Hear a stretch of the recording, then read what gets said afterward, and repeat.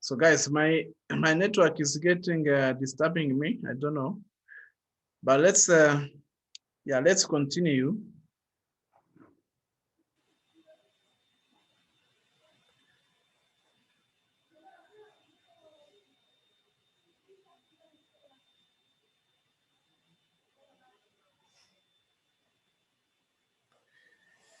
So still you can see my screen.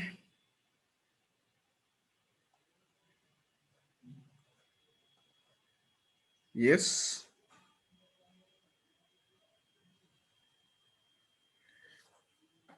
You can see my screen? Yes. Okay. Yes, Yes. So I was explaining a for loop, which takes like two integer values. Okay, not necessarily integer, can be something. We'll see this when we discuss records and in castles. Yeah, but it has two range of values. One is a starting value, and another one is the ending value. Then the loop counter will iterate, will change from initial value to the end value. And if as long as the value is still within the range, you can execute the statements within the loop. And if the value of the counter reaches the second value here, it exits from the loop. So if you wanted to use exit when statement, you can use it as well, but they are not oftenly used. So let's look at this example. For example, so we are into for loop. Let's check. Yeah, we are into for loop. Let's say declare, yes, maybe let's say I is a number, it's okay. We don't need to declare this one if you're going to use it as loop counter, but you can give it any value you want, begin. Then here, you can say for something like j in 1 up to value of I, then a loop. And end you have end loop, and somewhere you have end of your program. So let's look at this one closely. This is my loop counter. I don't need to declare it anyway because it will take the type of the values that I use here. So this is same as saying j is going to start from 1 until when j equal to the value of I. So then I will loop. Let's do something simple. Output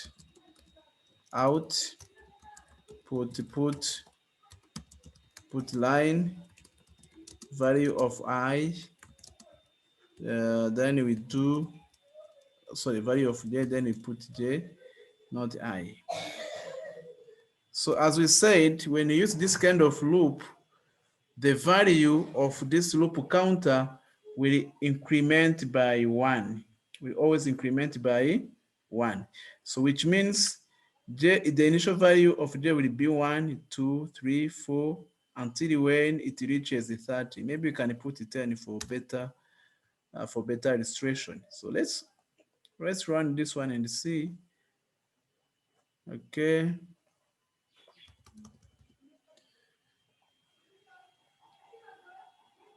Let's do this. Okay. So you can see I start from 1, 2, 3, 4, 5, 6, 7. So I want you to stick on the meaning of this. For loop counter in the starting value dot end value, then loop, then end loop. So there is no way you can start like from 10 to 9, whatever. So the syntax is always like this one. But if you need to reverse the values, you have got a keyword reverse for j in for j in 1. Okay, let's check from the notes. You can move from the highest number to the smallest number. But what you need to do, you need to use a keyword reverse. Let's check, because we start the castle next week. I want to check how you use the keyword reverse. If I can't see that, I will No, I don't know where it is. That's fine. Let's go and try here. Because I'm starting from 10. I mean from 1 to 10. But what if I need it from 10 to 1? So let's try this one. For G in 1. I don't know if this is the right syntax. Let me check. For G in 1. Okay. But let me check. I should have it somewhere. Okay. Okay, increment by 1, decrement by 1. Oh my God, I don't have it.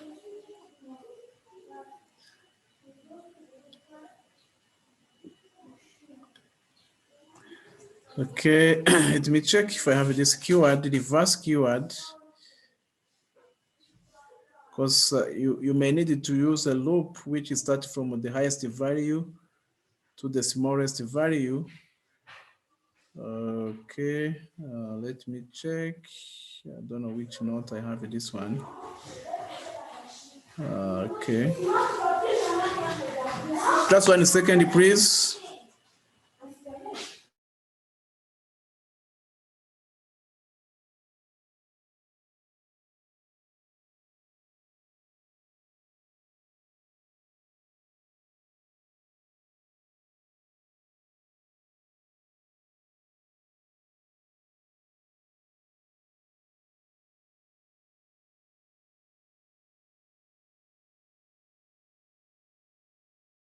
Yeah, so I was just checking. Someone was making some noise.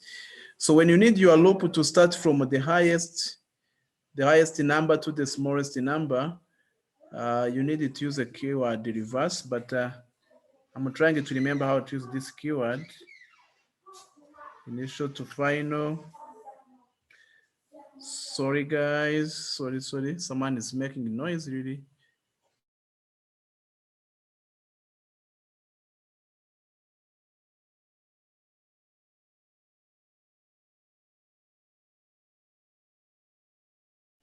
Sorry.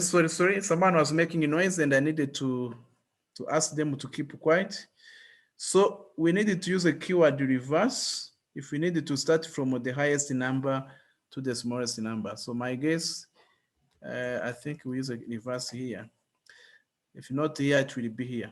So the meaning of this keyword, the loop counter will start with this value and now keep decreasing until when it reaches this value here. So let's try it. If it does not work, we'll try the other way around. But let's hope it will work. This is a program. Wow, it does work actually. So the reverse keyword tells your loop counter to start from the end value, then keep decrementing. So as we said, you cannot increment by 1 or decrement by 1. It's all, I mean, you can only decrement by 1 or increment by 1. So when you want to decrement, you go with the reverse keyword. If you want to increment, you remove reverse keyword. So as we said, also you can use exit keyword if you want. Exit when, for example, I may say exit when. Why not? Exit when j equal to 7 or equal to 3, something like this. So which means when the value of j reaches 4, the loop will exit and the program will execute other statements after the loop. So this is something that we can explain. So what is good? I think it's very important that you understand those statements up to there. And the next in the queue will be the cursors. Where is the cursors? Yeah, cursors. A very interesting topic to understand. So when we reach the cursors, actually, we after the cursors we can cover only three topics maximum. After the castles, we can cover the stored procedures, triggers, and the functions. Then we end. So I'm not going to introduce the castles today. I will bring the castles the next week. So what I need you to do is to at least to be very familiar with the loops and the control and decision-making statements, so that we can be able to start the loops, I mean the castles next week. Next week. So I think that's it today.